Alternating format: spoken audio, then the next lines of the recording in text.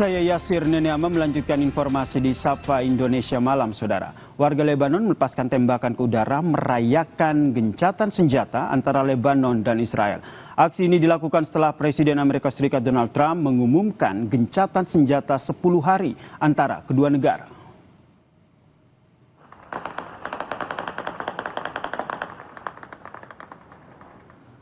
Tembakan bertubi-tubi ini, Saudara, terlihat di langit kota Beirut pada Kamis malam waktu setempat. Dan ini jadi bentuk perayaan warga Lebanon menyambut gencatan senjata selama 10 hari ke depan antara pemerintah Lebanon dengan Israel dimulai pada Jumat tengah malam. Sebelumnya, Saudara, pemerintahan dari kedua negara tersebut telah bertemu di Washington DC dalam negosiasi yang difasilitasi oleh Amerika Serikat. Negosiasi tersebut terjadi setelah lebih dari sebulan perang antara Israel dan juga kelompok Hizbullah yang berbasis di Lebanon yang mendukung Iran.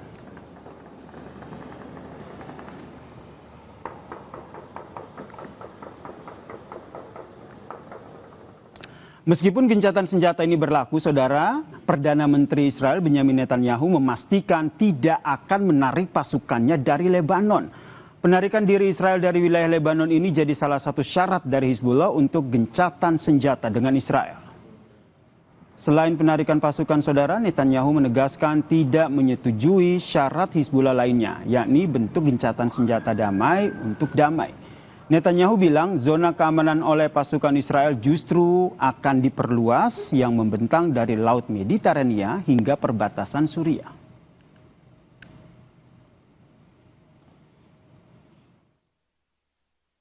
כדי להשיג את הפסקת האש, חיזבאללה התעקש על שני תנאים.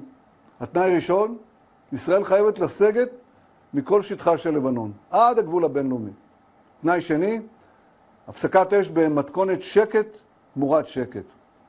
לא הסכמתי לא לזה ולא לזה, ואכן שני התנאים האלה אינם מתקיימים. אנחנו נשארים בלבנון ברצועת ביטחון מעובה. זה לא 5 הנקודות שהיו לפני שהגעת הערים. זה רצועת ביטחון שמתחילה בים, וממשיכה עד הר דוב ומבואות החרמון עד גבול סוריה. Sebelumnya, Saudara, Presiden Amerika Serikat Donald Trump yakin Lebanon dan Israel akan capai kesepakatan. Saat bersamaan, Trump juga bilang Israel akan fokus menangani kelompok Hizbullah untuk saat ini.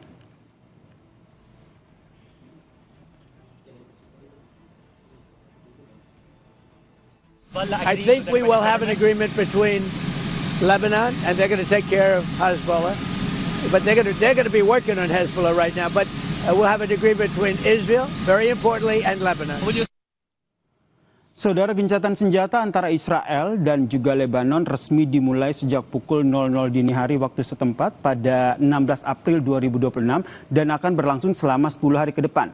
Kesepakatan ini mencakup penghentian operasi militer di wilayah Lebanon, pembatasan kepemilikan senjata yang hanya dipegang oleh militer Lebanon, serta rencana negosiasi lanjutan terkait dengan perbatasan kedua negara. Meskipun demikian, Israel ternyata dilaporkan tetap mempertahankan pasukannya di zona militer. Pertanyaannya, Saudara, bagaimana membaca dinamika gencatan senjata ini? Apakah benar-benar menjadi langkah menuju perdamaian atau justru hanya jeda sementara dalam konflik yang panjang ini? Kita membahasnya bersama dengan Hikmahanto Juwana, Guru Besar Hukum Internasional dari Universitas Indonesia, dan juga ada warga negara Indonesia di Beirut, Lebanon, ada Mas Irfan Effendi. Selamat malam semuanya. Selamat malam, Mas Yasir. Saya ingin ke Mas Irfan dulu nih untuk tahu update kondisi di Lebanon sekarang seperti apa sejak gencatan senjata ini, Mas Irfan. Oke, selamat siang. Ini waktu di Lebanon. Sekarang saya sedang di. Seperti yang teman-teman lihat sendiri, untuk kondisi di Lebanon sekarang sangat ramai. Tapi hari ini ada pemandangan yang agak beda. Karena sejak adanya ceasefire malam tadi, para pengungsi yang kemarin sudah hampir 1 bulan ini memenuhi kota Beirut, semuanya sekarang berbondong-bondong menuju ke selatan. Nah, sebenarnya dari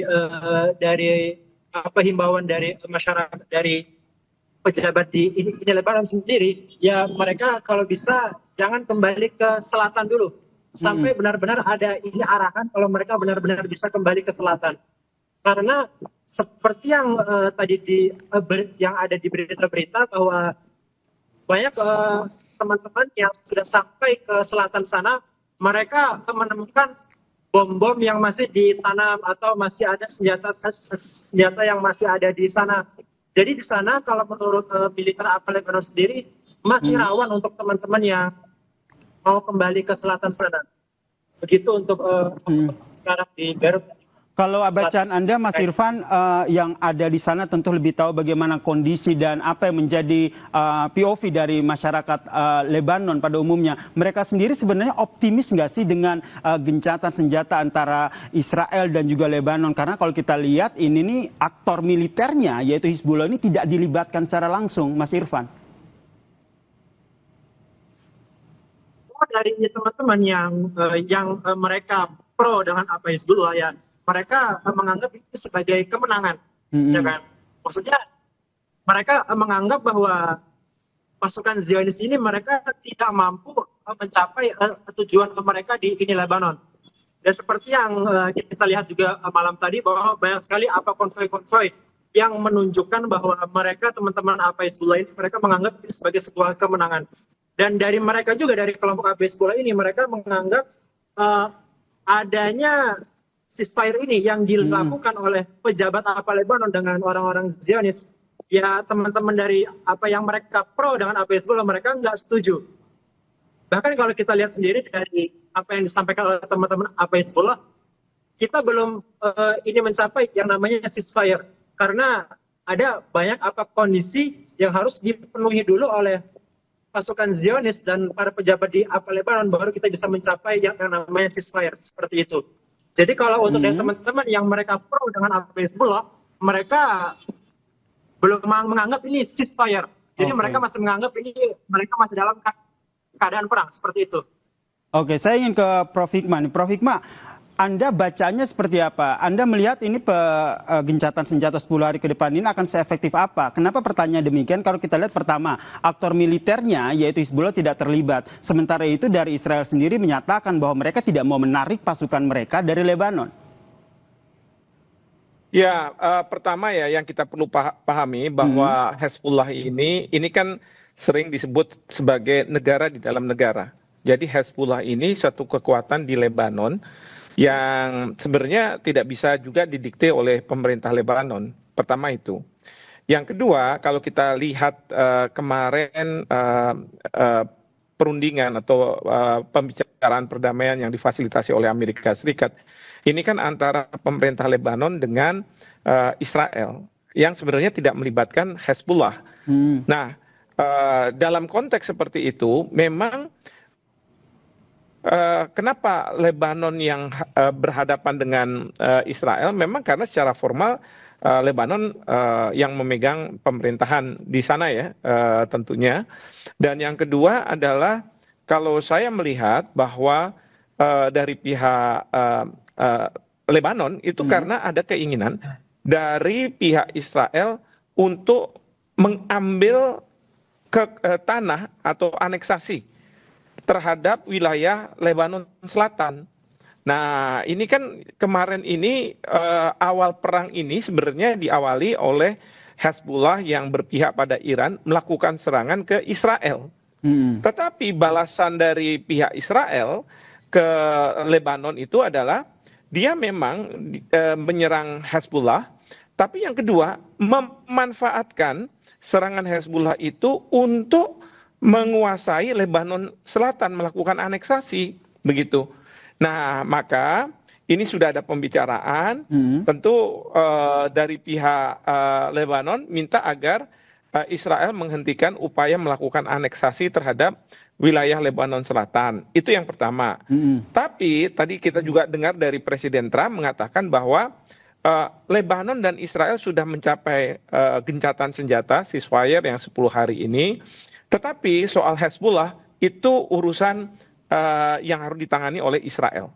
Artinya apa? Ada kemungkinan bahwa Israel bisa saja melakukan serangan, tapi serangan itu ditujukan ke Hezbollah, seolah-olah akan membedakan dengan tujuan ke Lebanon. Karena kemarin itu waktu Lebanon diserang itu kan sampai di Beirut, bukan hanya di Lebanon Selatan.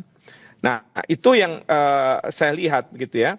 Nah, tapi dari Hezbollah mengatakan bahwa dia akan tunduk dengan gencatan senjata yang dilakukan oleh Lebanon dan Israel. Tetapi kalau Israel sudah melakukan serangan, maka dia katakan saya akan menyerang. Itu yang saya baca. Jadi Anda Nah, yang membacanya kedua, ini sebenarnya gencatan senjata ini masih belum terlalu kuat kalau kedua belah pihak ini tidak menahan diri, baik dari Israel yang kalau seandainya seperti yang tadi disampaikan bahwa kalau seandainya Israel menyerang ya Hizbullah juga akan menyerang balik. Karena kalau kita lihat dalam salah satu poin gencatan senjata ini kan terkait dengan pembatasan kepemilikan senjata yang hanya boleh dipegang oleh militer Lebanon. Apakah menurut Anda ini salah satu hal yang mungkin nanti bisa disetujui oleh Hizbullah? Ya, itu kan pembicaraan antara Israel dengan Lebanon ya. Tidak melibatkan Hezbollah. Nah, tentu Hezbollah, iya dia akan punya pendirian mereka sendiri.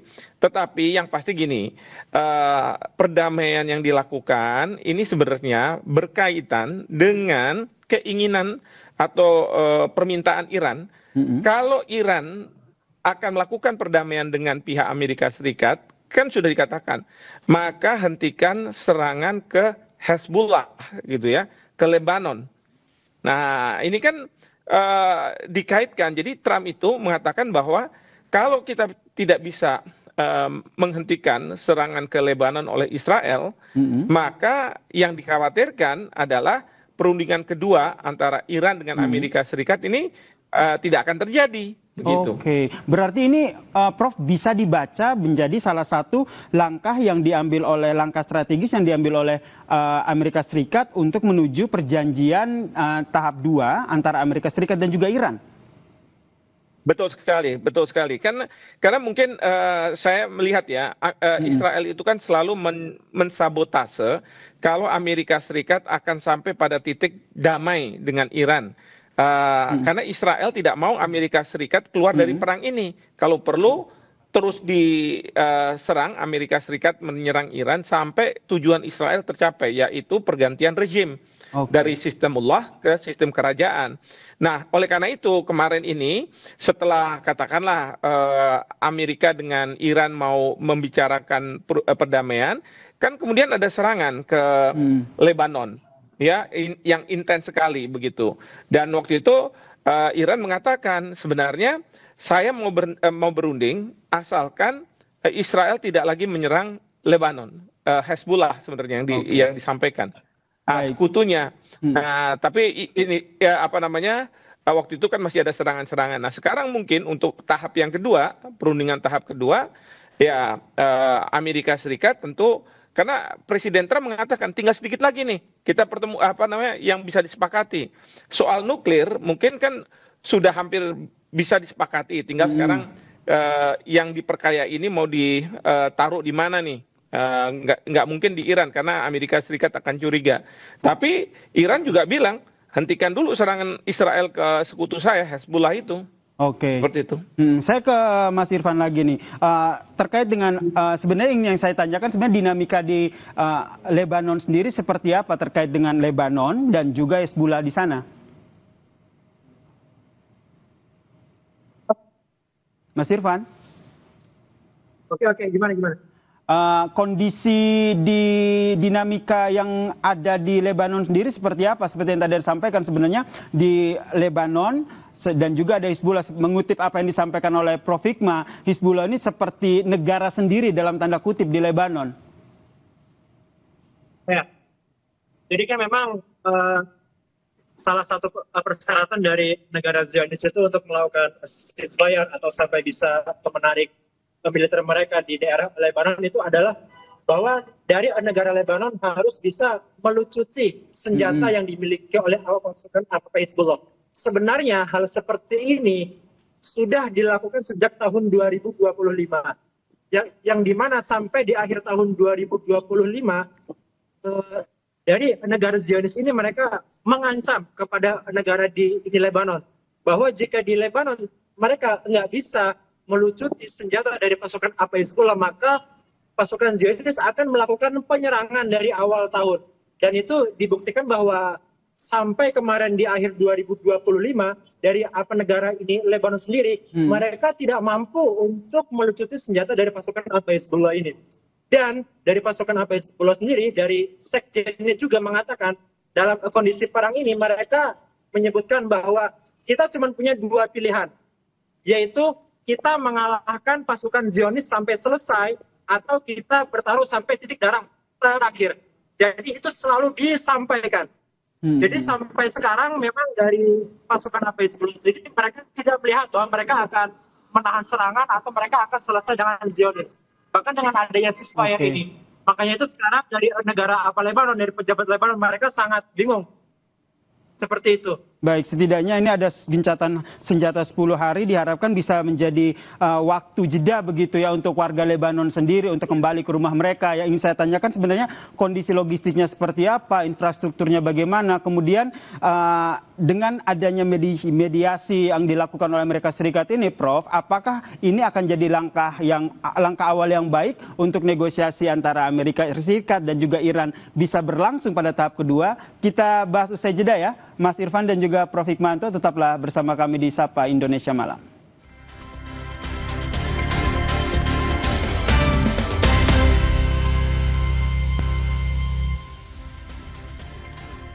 Gencatan senjata antara Israel dan Lebanon ini berlangsung selama 10 hari. Ini yang masih menjadi topik bahasan kita. Saya ingin ke Mas Irfan Effendi, warga negara Indonesia yang berada di Lebanon. Mas Irfan, sebenarnya apa yang sebenarnya terjadi dan menjadi dinamika di Lebanon sendiri yang belum terpotret oleh dunia, termasuk di Indonesia? Ya, jadi saya mau juga kasih tahu ke teman-teman semua bahwa Lebanon itu adalah negara yang sangat kecil. Itu sangat kecil banget. Tapi di dalamnya ada 18 sekte agama. Dari 18 sekte agama itu, dari satu agama, mereka punya banyak partai, punya banyak kelompok, punya banyak ketua masing-masing. Jadi karena itu di Lebanon, ketika ada satu kelompok yang sudah itu melakukan sesuatu yang di luar konteks dari negara, maka nanti itu akan menimbulkan banyak masalah seperti itu. Banyak masalah. Ya contohnya seperti Hizbullah ini. Sebenarnya Hizbullah ini dia dulu adalah kelompok yang tidak terlalu ini menonjol. Cuman karena adanya keberadaan teman-teman Zionis, terus ada tanah yang sedang dijajah di Palestina sana, maka itu adalah satu momentum yang bisa membuat teman-teman Hizbullah ini dia punya nama dan punya sesuatu yang besar.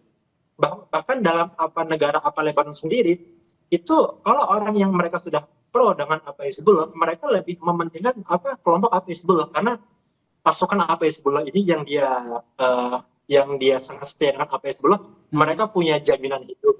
Kalau dia meninggal dalam perang, nanti anak-anaknya akan diurusin. Mereka punya seperti jaminan kesehatan, jaminan sekolah, itu akan diurusin sampai selesai. Bahkan kalau dia kemarin menjadi korban dari serangannya, misalnya rumahnya hancur, rumah mereka akan dibangun lagi oleh Hizbullah. Sedangkan hal-hal yang tadi saya sebutkan itu tidak dilakukan oleh negara Lebanon seperti itu. Sehingga dengan kata lain, pengaruh Hizbullah ini masih sangat mendominasi ya terhadap warga Lebanon ya?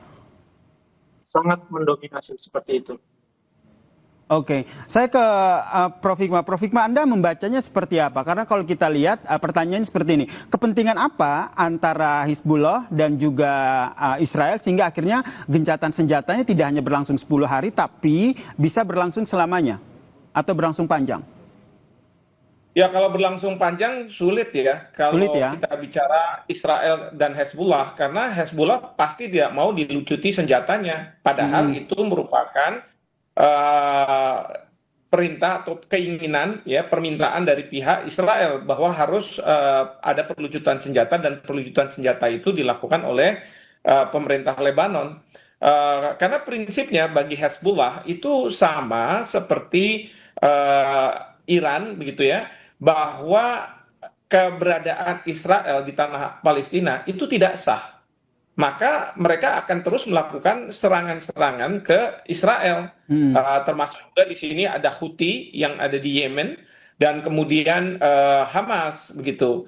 Nah, dan kemudian yang kedua bahwa eh, pihak Hezbollah ini juga tidak menghendaki bahwa Lebanon Selatan itu dikuasai oleh Israel. Nah, ini yang garisnya kira-kira sama dengan pemerintah Lebanon, karena pemerintah Oke. Lebanon juga mengatakan bahwa kalau soal wilayah ya saya nggak mau. Tapi kalau soal serangan ke Israel karena Israel itu tidak seharusnya ada di sana, Hmm. mungkin Lebanon akan mengatakan ya two state solution lah, dengan catatan Lebanon Hmm. kan udah state gitu ya, ada dengan ini apa namanya dengan Israel yang ada di sana. Tapi kalau dari Hezbollah enggak, Hmm. Hezbollah mintanya supaya tidak ada Israel itu di tanah Palestina begitu. Makanya kalau kita lihat nih Israel sendiri dengan tegas menyatakan tidak akan menarik pasukannya dari Lebanon Selatan begitu. Kenapa akhirnya Lebanon Selatan ini yang menjadi apa ya yang menjadi lokasi yang akhirnya diperebutkan ataupun menjadi konflik utama antara Hezbollah dan juga Israel ini, Prof? Dalam konteks Israel Raya yang selalu didengungkan oleh Perdana Menteri Netanyahu dan yang selalu ada di peta, ya bahkan peta itu ada di apa emblemnya pasukan Israel, itu termasuk Lebanon Selatan, termasuk Gaza, termasuk ya kalau tepi barat sudah dikuasai, itu semua katanya merupakan Israel Raya begitu. Berarti ini yang dimaksud Israel, the Greater Israel itu ya, Prof ya? Betul, Greater Israel, Israel Raya, betul. Nah, yang menarik adalah saya ingin ke Mas Irfan juga, Mas Irfan. Setidaknya kan ini ada gencatan senjata 10 hari begitulah. Warga di Lebanon yang selama ini khawatir masih dalam bayang-bayang serangan dari Israel, tentu akhirnya bisa sedikit bernafas lega begitu. Saya ingin tahu kondisi di sana seperti apa terkait dengan infrastruktur, kemudian logistik sendiri. Kalau infrastruktur di sini ya seperti misalnya jalan akses kini utama dari Beirut ke selatan, maksudnya dari bagian utara Lebanon sampai ke selatan, sampai kota-kota di perbatasan sana. Itu banyak jembatan yang setelah sungai Inilitani yang memang kemarin yang diancam masuk ke Zionis, itu semua jembatannya hampir semuanya sudah putus semua. Mungkin 95% semua sudah putus.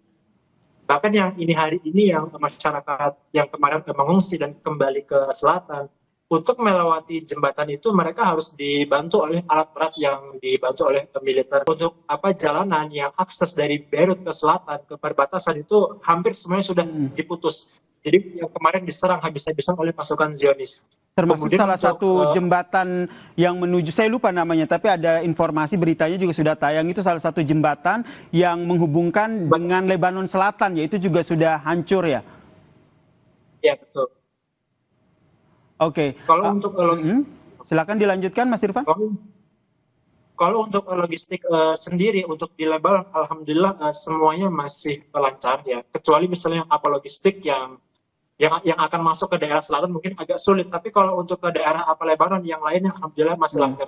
Cuman di sini sedikit mungkin ada harga bensin atau harga minyak yang sudah naik sekitar 40% dari awal perang kemarin, awal eskalasi. Seperti itu. Baik, saya ke Prof Hikmah lagi. Prof Hikmah, yang menarik dari gencatan senjata antara Israel dan Lebanon ini kan sebenarnya difasilitasi oleh Amerika Serikat. Tadi juga sempat disinggung oleh Prof, sebenarnya ada motivasi lain dari Amerika Serikat dalam memediasi ini. Apakah ini lebih kecondong Amerika Serikat ingin menunjukkan kepada Iran bahwa sebenarnya mereka juga bisa duduk bareng lagi loh di perjanjian tahap 2 antara antara Amerika Serikat dan juga Iran? Ya, memang sebenarnya tidak memberikan contoh, tetapi karena ada permintaan dari Iran agar Israel itu tidak melakukan serangan terhadap Iran dan sekutu-sekutunya. Ya, jadi kalau serangan Israel ke Iran kan sudah tidak ada lagi setelah Amerika Serikat tidak menyerang dan sudah ada gencatan senjata. Betul. Nah, tetapi kan yang jadi masalah itu definisi apakah cuma Iran atau Iran dan sekutu-sekutunya. Nah, kalau Amerika Serikat kemarin dengan Israel mengatakan, oh enggak, kalau misalnya sekutunya dalam konteks Hezbollah, Israel boleh melakukan serangan itu, ya, tidak termasuk dalam konteks gencatan senjata antara Amerika Serikat dengan Iran, ya. Nah, di sini berbeda pendapat. Iran bilang enggak, harus gitu ya. Maka pertemuan kedua, prasyarat dari pihak Iran ya harus berhenti dulu serangan dari pihak Israel ke Hezbollah, sekutu dari Iran, begitu. Iya. Nah, ini yang terus kemudian dimediasi oleh Pak Menteri Luar Negeri Marco Rubio, duta besar dari Israel dan duta besar Lebanon di Amerika Serikat, ya, untuk membicarakan Israel sudah jangan ada serangan lagi. Israel bilang oke, saya nggak akan serangan, tetapi posisi saya yang sudah di Lebanon Selatan itu yang melewati garis batas yang pasukan kita di PBB perdamaian UNIFIL itu sudah dilewati oleh pihak Israel. Itu tadinya kan ada batas zona yang sudah disepakati bahwa Hezbollah tidak boleh melewati, Israel juga tidak boleh melewati. Nah, sekarang itu sudah dilewati oleh Israel. Nah, sudah dilewati, sudah menguasai Lebanon Selatan. Makanya dia mengatakan bahwa warga Lebanon yang ada di Lebanon Selatan keluar. Ya, karena mereka akan melakukan serangan terhadap Hezbollah. Hezbollah juga basisnya ada di Lebanon Selatan. Betul. Oke, ini kita nantikan seperti apa eskalasi yang terjadi di sana, tapi harapan kita ini gencatan senjatanya akan terus berlangsung lama begitu ya. Termaksud Mar Irfan Effendi yang masih berada di Lebanon. Sehat selalu ya Mas di sana, selalu jaga kesehatan dan semoga warga negara Indonesia yang ada di Lebanon tetap aman begitu. Terima kasih Mas Irfan Effendi dan juga Prof. Hikmanto Juwana, Guru Besar Hubungan Internasional dari Universitas Indonesia telah berbagi perspektifnya di Sapa Indonesia Malam. Salam sehat semuanya. Terima kasih. Dan saudara, usai jeda, Sapa Indonesia Malam akan hadir dengan informasi terkait dengan korban penyiraman air keras. Aktivis Kontras Andri Yunus menyurati Presiden Prabowo minta bentuk tim gabungan